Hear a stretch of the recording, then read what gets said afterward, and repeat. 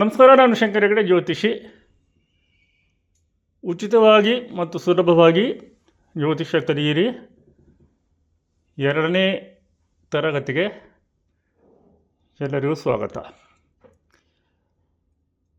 ಸ್ನೇಹಿತರೆ, ಈ ಜ್ಯೋತಿಷ್ಯದಲ್ಲಿ ಸಾಕಷ್ಟು ಮೂಢನಂಬಿಕೆಗಳಿವೆ. ಅವುಗಳಿಂದಾಗಿಯೇ ಅರ್ಧ ಜ್ಯೋತಿಷ್ಯ ಹಾಳಾಗಿತ್ತು. ಅವನ್ನೆಲ್ಲ ನಾನು ನಿಧಾನಕ್ಕೆ ಡಿಸ್ಕಸ್ ಮಾಡ್ತೇನೆ. ಉದಾಹರಣೆಗೆ ರಾಹುಕಾಲ, ಈ ಸಾಲಾವಳಿಯನ್ನು ನೋಡಷ್ಟೇ ಮದುವೆ ಆಗೋದು, ಆ ಸಿಸ್ಟಮ್ ಸರಿ ಇದ್ದಿದ್ದರೆ ಇವತ್ತು 70% ದೇಶಗಳು, ಎಲ್ಲ ಭೂಮಿ ಮೇಲಿರುವ ದೇಶಗಳು ಅದನ್ನೇ ನೋಡ್ಕೊಂಡು ಮದುವೆ ಮಾಡ್ಕೊಡ್ತಿದ್ರಲ್ವ. ಯಾಕೆ ಇಷ್ಟೊಂದು ತೊಂದರೆ ತೊಗೊಳ್ತಾ ಇದ್ದರು? ಸೊ ಇದನ್ನೆಲ್ಲ ವಿಚಾರ ಮಾಡುವಂಥದ್ದು ಬಹಳ ಇದೆ.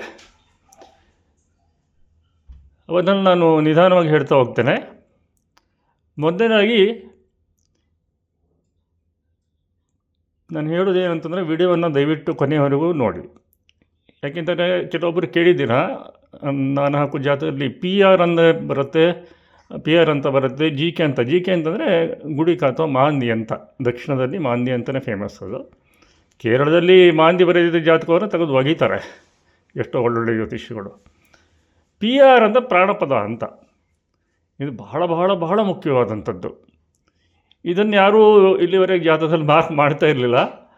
ಬಹುಶಃ ನಾನೇ ಮೊದಲನೇ ಜ್ಯೋತಿಷಿ ಅದನ್ನು ಜಾತಕದಲ್ಲಿ ಮಾರ್ಕ್ ಮಾಡಿ ಸ್ಟಾರ್ಟ್ ಮಾಡಿದ್ದು.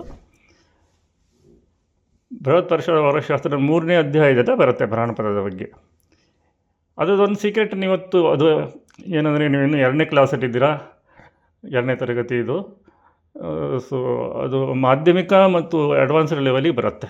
ಅದನ್ನು ಆಮೇಲೆ ಹೇಳ್ತೇನೆ. ಬಟ್ ಒಂದು ಸಣ್ಣ ಝಳಕನ್ನು ಇವತ್ತು ತಮಿಳುನಾಡಿನ ಈಗಿನ ಹೊಸ ಮುಖ್ಯಮಂತ್ರಿ ಜೋಸೆಫ್ ವಿಜಯ್ ಅವರ ಜಾತಕದಲ್ಲಿ ತೋರಿಸ್ಕೊಡ್ತೇನೆ.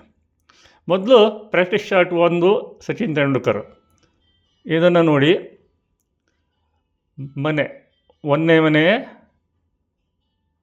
ಯಾವ ರಾಶಿ? ಜೋಡಿಯಾಕ್ ಸೈನ್, ಕರ್ಕಾಟಕ. ಅಲ್ಲಿ ಯಾವುದಾದ್ರೂ ಗ್ರಹ ಇದೆಯಾ? ಪ್ಲ್ಯಾನೆಟ್ಸ್ ಅಂತ ಇದೆ ನೋಡಿದರೆ ಕೆಳಗಡೆ ನೋಡಿ. ಇಲ್ಲ. ಮೊದಲನೇ ಮನೆ ಅಧಿಪತಿ ಯಾರು? ಚಂದ್ರ ಅಥವಾ ಮೂನ್. ಸ್ವಲ್ಪ ಇಂಗ್ಲೀಷನ್ನು ಮತ್ತು ಬೇಸಿಕ್ ಕಂಪ್ಯೂಟರ್ ಆಪ್ರೇಷನನ್ನು ಮೊಬೈಲಲ್ಲಿ ಆ್ಯಪನ್ನು ರೂಢಿ ಮಾಡಬೇಕು. ಈಗೆಲ್ಲ ಪಂಚಾಂಗದ ಕಾಲ ಹೋಗ್ತಾ ಬಂತು. ಪಂಚಾಂಗಡೇ ಕಂಪ್ಯೂಟರ್ ನೋಡಿಕೊಂಡು ಕಂಪ್ಯೂಟ್ ಮಾಡ್ತೇವೆ ಈಗೆಲ್ಲ. ಓಕೆ. 2ನೇ ಮನೆ ತೆಂಡೂಲ್ಕರ್ ಅವರ ಜಾತಕದಲ್ಲಿ ಸಿಂಹ. ಅಲ್ಲಿ ಯಾವುದಾದ್ರು ಗ್ರಹ ಇದೆಯಾ? ಇಲ್ಲ. ಅಧಿಪತಿ ಯಾರು? ಸೂರ್ಯ, ಸನ್. 10ನೇ ಮನೆಯಲ್ಲಿದ್ದಾನೆ ಉಚ್ಚನಾಗಿ. ಉಚ್ಚ ಕ್ಷೇತ್ರ, ನೀಚ ಕ್ಷೇತ್ರ ಇವತ್ತು ಮಾತಾಡೋಣ. 3ನೇ ಮನೆ ಕನ್ಯಾ. ಯಾವುದಾದ್ರು ಗ್ರಹ ಇದೆಯಾ? ಇಲ್ಲ. ಅಧಿಪತಿ ಯಾರು? ಬುಧ. ಇಂಗ್ಲೀಷ್ನಲ್ಲಿ ಮರ್ಕ್ಯುರಿ ಅಂತ ಕರೀತಾರೆ. 4ನೇ ಮನೆ ತುಲಾ. ಅಲ್ಲಿ ಕೂಡ ಯಾರೂ ಇಲ್ಲ. ಗ್ರಹಗಳು ಕಾಲಮ್ ನೋಡಿ, ಅಲ್ಲಿ ಯಾರೂ ಇಲ್ಲ. ಅಧಿಪತಿ ಶುಕ್ರ, ವೀನಸ್. 5ನೇ ಮನೆ ವೃಶ್ಚಿಕ. ಅಲ್ಲಿದೆ ನೋಡಿ ಪ್ರಾಣಪದ. ಗ್ರಹ ಯಾವುದೂ ಇಲ್ಲ. 5ನೇ ಮನೆ ಅಧಿಪತಿ ಮಂಗಳ, ಮಾರ್ಸ್. ಅವನು ಕೂಡ ಉಚ್ಚ. ನೆಕ್ಸ್ಟ್ ಬರುತ್ತೆ, ಇವತ್ತು ಉಚ್ಚ ನೀಚ ಕ್ಷೇತ್ರಗಳನ್ನು ಮಾತಾಡೋಣ. ಹಾಗೆ 6ನೇ ಮನೆ ಧನುಸ್ಸು. ಅಲ್ಲಿ 2 ಗ್ರಹಗಳಿವೆ, ರಾಹು ಮತ್ತು ಚಂದ್ರ. ಅಧಿಪತಿ ಬಂದು ಗುರು ಅಥವಾ ಜುಪಿಟರ್. 7ನೇ ಮನೆ ಮಕರ. ಅಲ್ಲಿ 2 ಗ್ರಹಗಳಿವೆ, ಗುರು ಮತ್ತು ಕುಜ. ಅಧಿಪತಿ ಶನಿ ಅಥವಾ ಸ್ಯಾಟರ್ನ್. 8ನೇ ಮನೆ ಕುಂಭ. ಅಲ್ಲಿ ಕೂಡ ಯಾರೂ ಇಲ್ಲ, ಅಧಿಪತಿ ಶನಿ ಅಥವಾ ಸ್ಯಾಟರ್ನ್.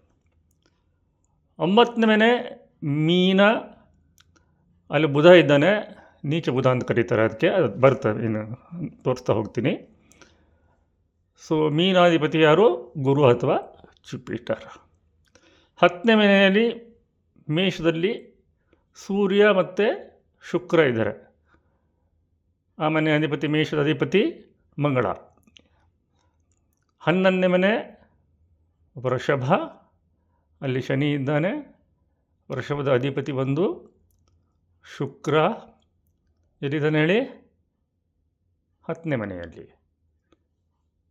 ಹಾಗೆಯೇ 12ನೇ ಮನೆ ಕೊನೆಯದಾಗಿ ಅದು ಮಿಥುನ, ಅಲ್ಲಿ ಕೇತು ಇದ್ದಾನೆ. ಮಿಥುನಕ್ಕೆ ಅಧಿಪತಿ ಬುಧ ಅಥವಾ ಮರ್ಕಿರಿ. ಬುಧ ಎಲ್ಲಿದ್ದಾನೆ? ಲಗ್ನದಿಂದ ಕೌಂಟ್ ಮಾಡ್ತಾ ಹೋಗಿ. ಲಗ್ನ 1, ಕರ್ಕಾಟಕ ಲಗ್ನ 1, ಸಿಂಹ 2, ಕನ್ಯಾ 3, ತುಲಾ 4, ವೃಶ್ಚಿಕ 5, ಧನು 6, ಮಕರ 7, ಕುಂಭ 8, ಬುಧ ಇರುವಂಥದ್ದು 9ನೇ ಮನೆ. ಈ ಥರ ನೀವು ರೂಢಿ ಮಾಡ್ತಾ ಹೋಗಬೇಕಾಗತ್ತೆ. ಪ್ರಾಕ್ಟೀಸ್ ಶಾರ್ಟ್ 2ನೇಲಿ ಹಾಕಿದ್ದೀನಿ ನೋಡಿ, ಬಿಲ್ ಗೇಟ್ಸ್ ಅವ್ರದ್ದು ಮಿಥುನ ಲಗ್ನದ ಜಾತಕ. ಹೌದಾ? ಲಗ್ನದಲ್ಲಿ ಯಾವ ಗ್ರಹವೂ ಇಲ್ಲ. ಎಲ್ಲ ನಾನು ಹಾಕಿದ್ದೀನಿ. ನೀವೇನು ಪೇಪರು ಪೆನ್ನು ತೊಗೊಂಡು ಬರೀರಿ ಅಂತ ಹೇಳಿದ್ದಲ್ವಾ, ಅದ್ರ ಜೊತೆಗೆ ಇದನ್ನು ಇಟ್ಟು ಟ್ಯಾಲಿ ಮಾಡಿ ನೋಡಿ. ಇಲ್ಲಿ ಒಂದು ವಿಶೇಷತೆ ಬರುತ್ತೆ. ಜಗ್ಗೇಶ್ ಅವ್ರ ಜಾತಕದಲ್ಲಿ ಶುಕ್ರ ಶನಿ ಒಟ್ಟಿಗಿದ್ದಾರೆ, ಬಿಲ್ ಗೇಟ್ಸ್ ಜಾತಕದಲ್ಲೂ ಶುಕ್ರ ಶನಿ ಒಟ್ಟಿಗಿದ್ದಾರೆ. ಬಿಲ್ ಗೇಟ್ಸ್ ಜಾತಕದಲ್ಲಿ ಅದು ಮಹಾಲಕ್ಷ್ಮಿ ಯೋಗ ಅಂತಾಗುತ್ತೆ. 5ನೇ ಮನೆ ಅಧಿಪತಿ 9ನೇ ಮನೆ ಅಧಿಪತಿಗಳು ಒಟ್ಟಿಗಿದ್ದು ಯಾರಿಗಾದರೂ ಒಬ್ಬರಿಗದು ಸ್ವಕ್ಷೇತ್ರ ಅಥವಾ ಉಚ್ಚಕ್ಷೇತ್ರವಾದರೆ ಅದು ಮಹಾಲಕ್ಷ್ಮಿ ಯೋಗ. ಹೀಗೆ ಜ್ಯೋತಿಷ ನೋಡುವ ಆರಂಭಿಕ ಹಂತಗಳಲ್ಲಿ ಇಷ್ಟಿಷ್ಟೇ ಹೇಳ್ತಾ ಹೋಗೋದು. ನೋಡ್ಕೊಳ್ಳಿ, ನಾನು ಇಲ್ಲಿ ಹಾಕಿದ್ದೀನಿ. ನೀವು ಬರ್ಕೊಟ್ಟಿದ್ದು, ನೀವು ಪ್ರಾಕ್ಟೀಸ್ ಮಾಡಿದ್ದು ಸರಿ ಇದೆ ಇಲ್ವಾ ನೋಡಿ. ವಾಟ್ಸಪ್ ಗ್ರೂಪ್ ಒಂದು 3 ಕ್ಲಾಸ್ ಆದಮೇಲೆ ನೋಡೋಣ ಏನು ಮಾಡೋದು ಅಂತ. ಯಾಕೆಂದರೆ 1000 ಗಟ್ಟಲೆ ಜನ ನೋಡ್ಕೊತ ಇದ್ದಾರೆ ಕ್ಲಾಸನ್ನು. ವಿಚಾರ ಮಾಡಿ ಮಾಡ್ತೀನಿ ಅದು ಹೇಗೆ ಮಾಡೋದು ಅಂತ. 3ನೇದು ಮಹಾತ್ಮ ಗಾಂಧಿಯವ್ರದ್ದು ತುಲಾ ಲಗ್ನ. ಲಗ್ನದಲ್ಲಿ ಯಾರ್ಯಾರಿದ್ದಾರೆ ನೋಡಿ, ಬುಧ, ಶುಕ್ರ, ಮಂಗಳ. ಅಧಿಪತಿ ತುಲಾ ಲಗ್ನಕ್ಕೆ ಶುಕ್ರನೇ. 2ನೇ ಮನೆ ವೃಶ್ಚಿಕ, ವೃಶ್ಚಿಕದಲ್ಲಿ ಶನಿ ಇರುವಂಥದ್ದು. ವೃಶ್ಚಿಕದ ಅಧಿಪತಿ ಬಂದು ಮಂಗಳ ಅಥವಾ ಮಾರ್ಸ್. ನೀವು ನೋಡಿ ಹೇಗೆ ತೆಗೆದಿದ್ದೀರಾ ಇಲ್ವಾ ನೋಡ್ಕೊಳ್ಳಿ ಜಾತಕನ. ನೆಕ್ಸ್ಟ್ ಜಗ್ಗೇಶ್ ಅವರ ಜಾತಕ. ಇವರು ನನಗೆ ಅನುಮತಿ ಕೊಟ್ಟಿದ್ದಾರೆ, ಎಲ್ಲಿ ಬೇಕಾದ್ರೆ ಹಾಕ್ಕೊಳ್ಳಿ ಅಂತ, ಹಾಗಾಗಿ ಹಾಕ್ತಾಯಿದ್ದೀನಿ ನೋಡಿ. ಇದು ಕೂಡ ಮಿಥುನ ಲಗ್ನದ ಜಾತಕ. 2ನೇ ಮನೆ ಕರ್ಕಾಟಕ, ರಾಹು ಮತ್ತು ಮಂಗಳ ಅಲ್ಲಿದ್ದಾರೆ. ಅಲ್ಲಿ ನೋಡಿ ರಾಹು ಸಂಗಮ ಪ್ರಾಣಪದ ಕಾಣ್ತಾ ಇದೆಯಲ್ವಾ, PR ಅಂತಂದರೆ ಪ್ರಾಣಪದ. ಅದು ರಾಹು ಕೇತುಗಳಿಗೆ ವಿಶೇಷವಾದಂಥ ಶಕ್ತಿಯನ್ನು ಕೊಡುತ್ತೆ. ಪ್ರಾಣಪದ ಕಂಡು ಹಿಡಿದಿದ್ದು ನಾನಲ್ಲ, ಮಹರ್ಷಿ ಪರಾಶರರೇ. 12 ಮನೆಗಳಿಗೆ ಪ್ರಾಣಪದಗಳಿಗೆ ಎಕ್ಸ್ಪ್ಲನೇಷನ್ ಇದೆ. ಬಟ್ ಇದು ಆರಂಭಿಕ ಹಂತದಲ್ಲಿ ಹೇಳ್ಕೊಡೋಕ್ಕಾಗಲ್ಲ, ಇಷ್ಟೇ ಹೇಳ್ತಾ ಇದ್ದೀನಿ. ಈ ರಾಹು ಕೇತುಗಳ ಸಂಗಡ, ರಾಹು ಸಂಗಡ ಇರ್ಬೋದು ಅಥವಾ ಕೇತುವಿನ ಸಂಗಡ ಇರ್ಬೋದು, ಪ್ರಾಣಪದ ಬಂದರೆ ಅವುಗಳಿಗೆ ಸಿಕ್ಕಾಪಟ್ಟೆ ಶಕ್ತಿಯನ್ನು ಕೊಡುತ್ತೆ. ರಾಹುನೂ ಪಾಸಿಟಿವ್ ಆಗಿಬಿಡ್ತಾನೆ, ಕೇತುನೂ ಪಾಸಿಟಿವ್ ಆಗಿಬಿಡ್ತಾನೆ. ಆ್ಯಕ್ಸಿಸ್ ಅಂತ ಕರಿತೀವಿ ನಾವು. ಇಲ್ಲಿ 2-8 ಆ್ಯಕ್ಸಿಸ್ ಆಗುತ್ತೆ, ಅದು ಪವರ್ಫುಲ್ ಆಗುತ್ತೆ. ಜೋಸಫ್ ವಿಜಯ್ ತಮಿಳುನಾಡಿನ CM ಜಾತಕದಲ್ಲಿ ತೋರಿಸ್ತೀನಿ ನೋಡಿ ಅದನ್ನು. ಬಟ್ ನೀವು ಪ್ರಾಕ್ಟೀಸ್ ಮಾಡಿದ್ದು ಮತ್ತು ಇದು ಸರಿ ಇದೆ ಇಲ್ವಾ ನೋಡ್ಕೊಳ್ಳಿ, ನಿಧಾನಕ್ಕೆ ನೋಡಿ, ತಪ್ಪಿದ್ದು ಸರಿ ಮಾಡ್ಕೊಳ್ಳಿ. ಈ ಜಾತಕದಲ್ಲೂ ಕೂಡ ಶನಿ ಮತ್ತು ಶುಕ್ರ ಒಟ್ಟಿಗಿದ್ದಾರೆ. ಬಟ್ 8ನೇ ಮನೆಯಲ್ಲಿದ್ದಾರೆ. ಬಿಲ್ ಗೇಟ್ಸ್ ಜಾತಕದಲ್ಲಿ 5ನೇ ಮನೆ, ಇಲ್ಲಿ 8ನೇ ಮನೆ. ಶನಿಗೆ ಸ್ವಕ್ಷೇತ್ರ, ಅಲ್ಲಿ ಬಿಲ್ ಗೇಟ್ಸ್ ಜಾತಕದಲ್ಲಿ ನೋಡ್ಕೊಳ್ಳಿ, ಇಲ್ಲಿ ನಮಗೆ ತೋರಿಸ್ತೀನಿ. ಶುಕ್ರನಿಗೆ ಸ್ವಕ್ಷೇತ್ರ, ಶನಿ ಉಚ್ಚಕ್ಷೇತ್ರ. ಅದನ್ನು ಇವತ್ತು ರೂಢಿ ಮಾಡ್ಕೊಳ್ಳೋಣ. ಯಾವುದು, ನಾನು ನೇರವಾಗಿ ಸ್ವಕ್ಷೇತ್ರ ಉಚ್ಚಕ್ಷೇತ್ರಗಳಿಗೆ ಬರ್ತಾಯಿದ್ದೇನೆ. ಯಾಕೆಂತಂದರೆ ಈಗ ಇದು ಟ್ರೆಂಡು. ಗುರು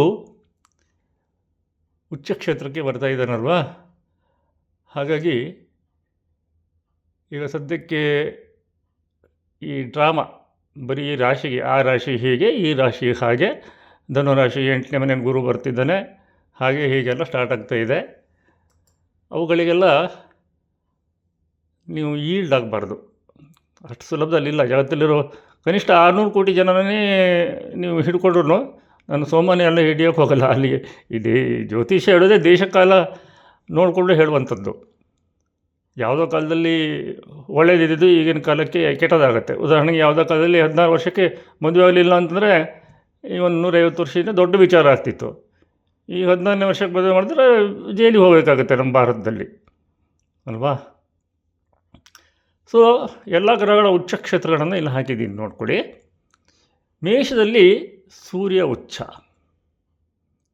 ಸೂರ್ಯನಿಗೆ ಮೇಷರಾಶಿಯಲ್ಲಿದ್ದರೆ ಸೂರ್ಯ ಅದು ಉಚ್ಚ ಕ್ಷೇತ್ರ. ವೃಷಭದಲ್ಲಿ ಚಂದ್ರ ಉಚ್ಚ, ಮಿಥುನದಲ್ಲಿ ಯಾರೂ ಇಲ್ಲ. ಕರ್ಕಾಟಕದಲ್ಲಿ ಗುರು ಉಚ್ಚ. ಈಗ ಗುರು ಇಲ್ಲಿ ಬರ್ತಾ ಇದ್ದಾನೆ ಜೂನ್ 2ನೇ ತಾರೀಕಿಗೆ. ಹಾಗಾಗಿ ಎಲ್ಲ ಕಡೆ ಇದೇ ಗುರು, ಅಲ್ಲಿ ಬಂದರೆ ಹೀಗೆ, ಇಲ್ಲಿ ಬಂದರೆ ಹಾಗೆ. ಗುರುಬಲ ಹೋಯ್ತಾ, ಗುರುಬಲ ಬಂತ, ಮದುವೆ ಗುರುಬಲ ಇದೆಯಾ, ಇಂಥವೇ ರಾಶಿಯಿಂದ ನೋಡುವಂಥದ್ದು. ಲೆಕ್ಕ ಹಾಕ್ಕೊಳ್ಳಿ, ಇರೋದು 12 ರಾಶಿ, 600 ಕೋಟಿ ಜನರನ್ನೇ ಹಿಡ್ಕೊಡಿ. ಒಂದೊಂದು ರಾಶಿಗೆ ಡಿವೈಡ್ ಮಾಡಿ 12ರಿಂದ 50 ಕೋಟಿ ಜನ ಬರ್ತಾರೆ. 50 ಕೋಟಿ ಜನರಿಗೂ ಹಾಗಿದ್ರೆ ಹಾಳಾಗತ್ತಾ ಧನುರಾಶಿಯವರಿಗೆ? ಇದರಿಂದನೇ ಜ್ಯೋತಿಷ ಹಾಳಾಗ್ತಿರುವಂಥದ್ದು. ಇವನ್ನೆಲ್ಲ ನಾವು ಅರಸತ್ಯಗಳು ಅಂತ ಒಂದ್ಸಲ ನೋಡ್ಕೊಂಡ್ಬಿಟ್ಟು ಹಾಗೆ ಆಚೆ ತಳ್ಳಿಬಿಡಬೇಕು. ಕನ್ಯಾದಲ್ಲಿ ಬುಧ ಉಚ್ಚ, ತುಲಾದಲ್ಲಿ ಶನಿ ಉಚ್ಚ, ಮಕರದಲ್ಲಿ ಕುಜ ಉಚ್ಚ, ಮೀನದಲ್ಲಿ ಶುಕ್ರ ಉಚ್ಚ. ಆಯಾ ಕ್ಷೇತ್ರಗಳೆಲ್ಲ ಹಾಕಿದ್ದೀನಿ. ಸರಿಯಾಗಿ ಅದರ ಅಪೋಸಿಟ್ ಮನೆಯಲ್ಲೇ 7ನೇ ಮನೆ ಅಂತ ನಾವೇನು ಕರಿತೀವಿ. ಈಗ ಮೀನಿಂದ 7ನೇ ಮನೆ ಕನ್ಯಾ, ಕನ್ಯಾದಿಂದ 7ನೇ ಮನೆ ಮೀನ, ಮೇಷದಿಂದ 7ನೇ ಮನೆ ತುಲಾ, ತುಲಾದಿಂದ 7ನೇ ಮನೆ ಮೇಷ. ಅಪೋಸಿಟ್ ಸೈನಲ್ಲಿ ನೀಚರಾಗ್ತವೆ ಗ್ರಹಗಳು ನೋಡಿ. ಮೇಷದಲ್ಲಿ ಶನಿ ನೀಚ, ತುಲಾದಲ್ಲಿ ಉಚ್ಚಾಗಿದನೋ ಅದರ ಅಪೋಸಿಟ್ ಸೈನಲ್ಲಿ ಶನಿ ನೀಚ. ಕರ್ಕಾಟಕದಲ್ಲಿ ಮಂಗಳ ನೀಚ, ಕನ್ಯಾದಲ್ಲಿ ಶುಕ್ರ ನೀಚ. ಇದನ್ನೆಲ್ಲ ಒಂದು 4 ಸಲ ಬರೀಬೇಕು ನೀವು. ತುಲಾದಲ್ಲಿ ಸೂರ್ಯ ನೀಚ, ವೃಶ್ಚಿಕದಲ್ಲಿ ಚಂದ್ರ ನೀಚ, ಮಕರದಲ್ಲಿ ಗುರು ನೀಚ, ಮೀನದಲ್ಲಿ ಬುಧ ನೀಚ. ಇದು ಉಚ್ಚ ನೀಚ ಕ್ಷೇತ್ರಗಳು. ಇವನ್ನ ಆಮೇಲೆ ಒಂದೇ ಟೇಬಲಲ್ಲಿ ನೀವು ನೋಡಿದರೆ ಈ ಥರ ನೋಡ್ಕೊಳ್ಬೋದು. ಇದನ್ನು ನೀವು ಬರೆದಿಟ್ಕೊಳ್ಬೋದು ಬೇಕಿದ್ರೆ. ಉಚ್ಚ ನೀಚ ರಾಶಿಗಳು. ಮೇಷದಲ್ಲಿ ಸೂರ್ಯ ಉಚ್ಚ, ಶನಿ ನೀಚ, ಈಗ ಒಂದೇ ಕಡೆಗೆ. ವೃಷಭದಲ್ಲಿ ಚಂದ್ರ ಮಾತ್ರ ಉಚ್ಚ, ಅಲ್ಲಿ ಯಾರೂ ನೀಚರಿಲ್ಲ. ಹೀಗೆ ನೀವು ಈ ಥರದ್ದು ಒಂದು ಟೇಬಲ್ ಮಾಡ್ಕೊಳ್ಬೋದು. ಇಷ್ಟ ಆದಮೇಲೆ ಇವುಗಳ ಡಿಗ್ರಿಯನ್ನು ಕೂಡ ಹಾಕಿದ್ದೀನಿ. ಇದು ತುಂಬ ಇಂಪಾರ್ಟೆಂಟು. ಇದು ನೋಡಿಟ್ಕೊಳ್ಳಿ, ರೂಢಿ ಮಾಡ್ಕೊಳ್ಳಿ ಎಷ್ಟು ಡಿಗ್ರಿಗೆ ಉಚ್ಚ ಅಂತ. ಇಲ್ಲೊಂದು ಸೀಕ್ರೆಟ್ ಹೇಳ್ತೀನಿ ನಾನು. ಈಗ ಒಂದು ಗ್ರಹ ನೀಚ ಅಂದ ತಕ್ಷಣ ಭಾಳ ಜನನ ಹೆದರಿಸ್ಬಿಡ್ತಾರೆ ಜ್ಯೋತಿಷಿಗಳು. ನಿನಗೆ ಈ ಗ್ರಹ ನೀಚವಾಗಿದೆ, ಹಾಗಾಗಿ ನಿನಗೆ ಈ ಗ್ರಹ ಹಾಳು ಮಾಡಿಬಿಡತ್ತೆ ಅಂತ. ಹಾಗೆಲ್ಲ ಏನೂ ಇಲ್ಲ. ನೀಚ ಹೇಳಲಿಕ್ಕೆ ಬರೀ ಒಂದು ಲೈನ್ ಸಾಕು.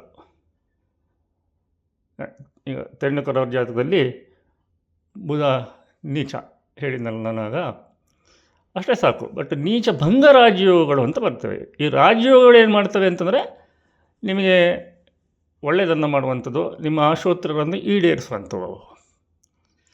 ಗೊತ್ತಾಯ್ತಾ? ಒಂದು ಸಣ್ಣ ಉದಾಹರಣೆ ಕೊಡ್ತೀನಿ, ಭಾಳ ಜನರಿಗೆ ಗೊತ್ತಿಲ್ಲ ಇದು.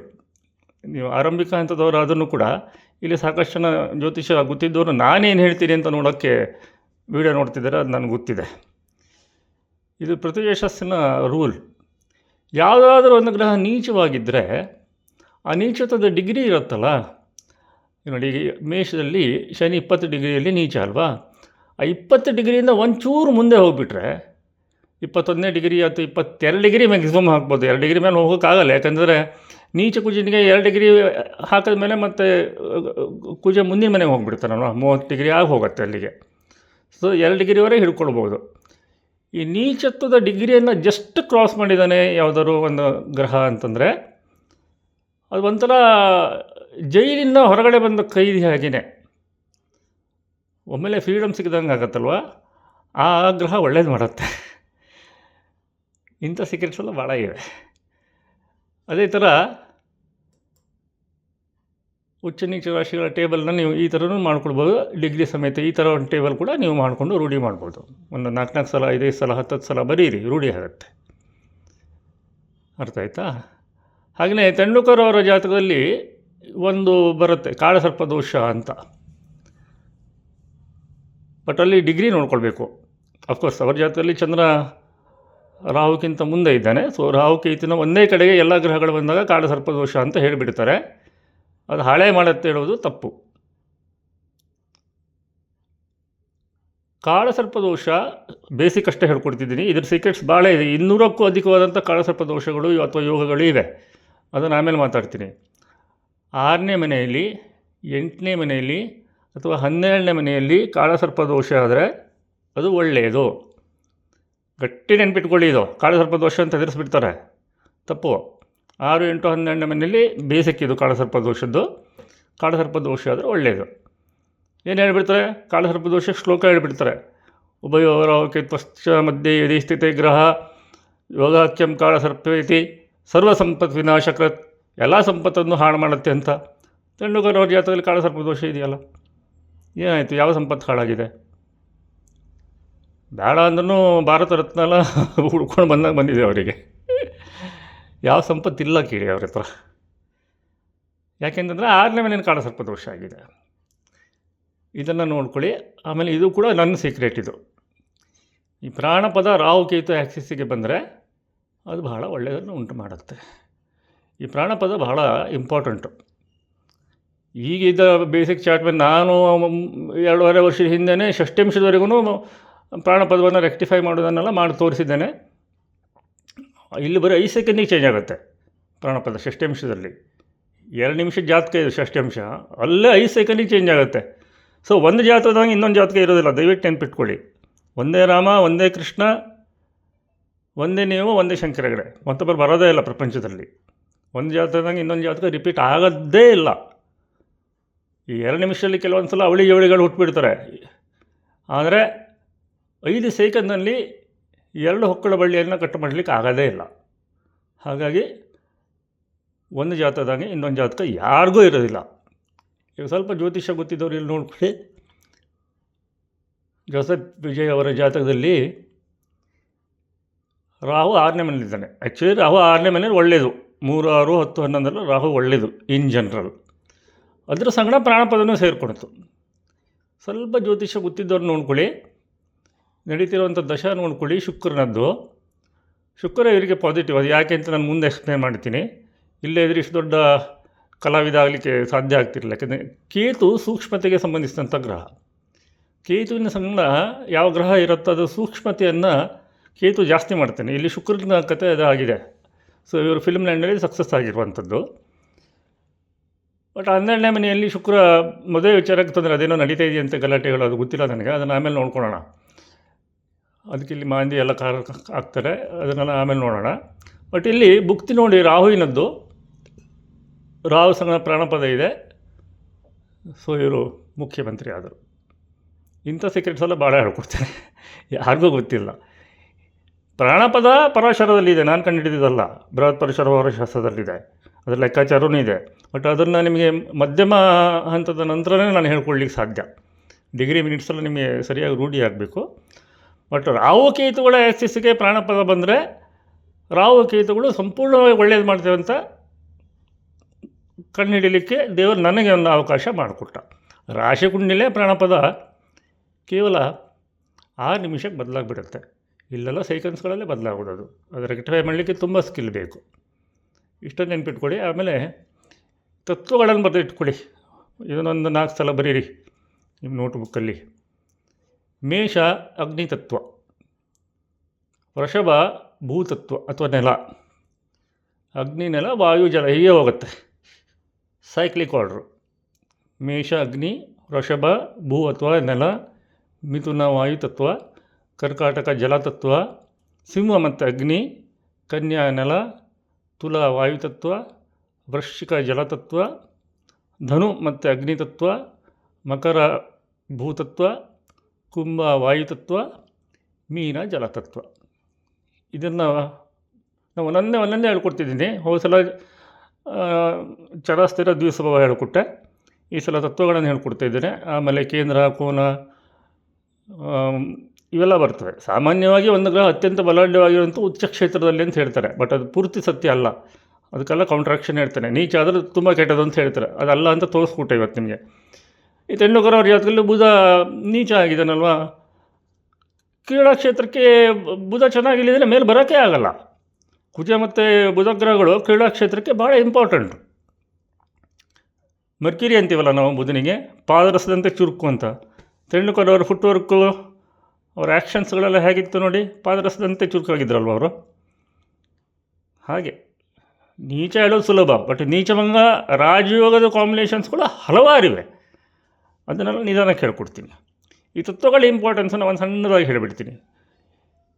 ಜಲತತ್ವ ಫಾರಿನ್ನಲ್ಲಿ ಕೆಲಸ ಮಾಡುವಂಥದ್ದಿದ್ದರೆ 12 ಅಥವಾ 10ನೇ ಮನೆಗೆ ಅಥವಾ 9ನೇ ಮನೆಗೆ ಜಲತತ್ವ ಬಂದಾಗ ಫಾರಿನ್ಗೆ ಹೋಗಿ ಕೆಲಸ ಮಾಡುವಂಥದ್ದು, 9ನೇ ಮನೆಗೆ ಕೆಲವೊಂದು ಸಲ ಫಾರಿನಲ್ಲಿ ಓದುವಂಥದ್ದು ಕೂಡ ಬರುತ್ತೆ. 5ನೇ ಮನೆ ಸಂಬಂಧ ಒಂದರೂ ಬರುತ್ತೆ. ಮೆಡಿಕಲ್ ಫೀಲ್ಡಿಗೆ 5ನೇ ಮನೆ ಜಲತತ್ವ ಆದರೆ ಅಥವಾ 9ನೇ ಮನೆ ಜಲತತ್ವ ಆದರೆ ಅದು ಬಹಳ ಒಳ್ಳೆಯದು. ಹೀಗೆ ತತ್ವಗಳನ್ನು ನಾವು ಉಪಯೋಗಿಸ್ತೇವೆ. ಇನ್ನು ಕೆಲವೊಬ್ಬರು ಕೇಳಿದ್ದಾರೆ, ಟೈಮ್ ಸರಿಯಾಗಿ ಗೊತ್ತಿಲ್ಲದಿದ್ದರೆ ಜಾತಕ ಎಲ್ಲಿಂದ ಹಾಕೋದಂತ. ಈ ತತ್ವಗಳನ್ನು ನಾವು ಬೆರಳುಗಳಲ್ಲಿ ಇಂಡಿಕೇಟ್ ಮಾಡ್ತೇವೆ. ಉದಾಹರಣೆಗೆ ಮೀನಮೇಷ ಆಗ್ತಾಯಿದ್ರೆ ಯಾವ ಲಗ್ನ ಹಿಡಿಬೇಕು ಅಂತ ನಿಮಗೆ ಸ್ವಲ್ಪ ಕನ್ಫ್ಯೂಷನ್ ಇದ್ದರೆ ಸ್ವಲ್ಪ ಅಷ್ಟೇ ಹೇಳ್ತೀನಿ ಇವತ್ತು. ಹಸ್ತ ಸಾಮುದ್ರಿಕ ಶುರು ಆದಮೇಲೆ ನಿಮಗೆ ಇನ್ನೂ ಚೆನ್ನಾಗಿ ಗೊತ್ತಾಗುತ್ತೆ. ಕೈಯನ್ನು ನೋಡಿದ್ರೆ ಗೊತ್ತಾಗ್ಬಿಡುತ್ತೆ. ಅಗ್ನಿ ತತ್ವದ ಕೈ ಆದರೆ ಬೆರಳುಗಳು ಚಿಕ್ಕದಾಗಿರ್ತವೆ ಕಂಪ್ಯಾರಿಟಿವ್ಲಿ, ಮತ್ತು ಕೆಳಗಡೆ ಇರುವಂಥ ಹಸ್ತದ ಭಾಗ ಏನಿರುತ್ತೆ ಅದು ಉದ್ದವಾಗಿರುತ್ತೆ. ಇಷ್ಟೇ ಸಾಕು. ಇದಿಷ್ಟನ್ನು ಪ್ರಾಕ್ಟೀಸ್ ಮಾಡಿ ವಾರಕ್ಕೊಂದು ಕ್ಲಾಸ್ ತೊಗೊಳ್ಳೋಣ ಅಂತ ಅಂದ್ಕೊಂಡಿದ್ದೀನಿ. ಆಮೇಲೆ ಹೇಳ್ಕೊಡ್ತಾ ಹೋಗ್ತೀನಿ, ನೋಡೋಣ. ಯಾಕಂದರೆ ನೋಡಿ, 200ಕ್ಕೂ ಹೆಚ್ಚು ಕಾಳಸರ್ಪ ದೋಷಗಳನ್ನು ಒಂದೊಂದು ವಿಡಿಯೋದಲ್ಲಿ 5 ಕಾಳಸರ್ಪ ದೋಷಗಳನ್ನು ಕವರ್ ಮಾಡ್ತೀನಿ ವಿತ್ ಎಕ್ಸಾಂಪಲ್ಸ್ ಅಂತಲೂ. 200 ಕಾಳಸರ್ಪ ದೋಷಗಳ ಬಗ್ಗೆ ಅಥವಾ ಯೋಗಗಳ ಬಗ್ಗೆ 200ಕ್ಕಿಂತಲೂ ಅಧಿಕವಾದಂಥ ಅಷ್ಟೊಂದು ಕಾಳಸರ್ಪ ಯೋಗ ಅಥವಾ ದೋಷದ ಬಗ್ಗೆ ಮಾತಾಡಲಿಕ್ಕೆ ಎಷ್ಟು ವೀಡಿಯೋಗಳಾಗ್ಬೋದು ಲೆಕ್ಕ ಹಾಕ್ಕೊಳ್ಳಿ. ಎಷ್ಟು ವರ್ಷ ಮಾಡಬೇಕಾಗತ್ತೆ ನಾನು ಅಂತ. ಅವು ಮತ್ತು ಪುಸ್ತಕದಲ್ಲಿ ಸಿಗೋದು ಇಲ್ಲ.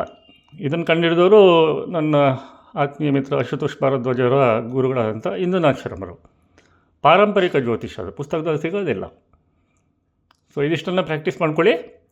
ಮತ್ತು ಮುಂದಿನ ವಾರ ಭೇಟಿಯಾಗೋಣ. ಸೋಮವಾರ ಅಥವಾ ಮಂಗಳವಾರ ಸಾಮಾನ್ಯವಾಗಿ ಕ್ಲಾಸ್ ಮಾಡ್ತೀನಿ ನಾನು. ಉಳಿದಂತೆ ಆಲ್ರೆಡಿ ಜ್ಯೋತಿಷ ಕಲಿತವರಿಗೋಸ್ಕರ ನಾಳೆ ಅಥವಾ ನಾಡ್ದಿಗೆ ಬೇರೆ ರೆಗ್ಯುಲರ್ ವಿಡಿಯೋನ ಮಾಡ್ತೀನಿ. ನಮಸ್ಕಾರ.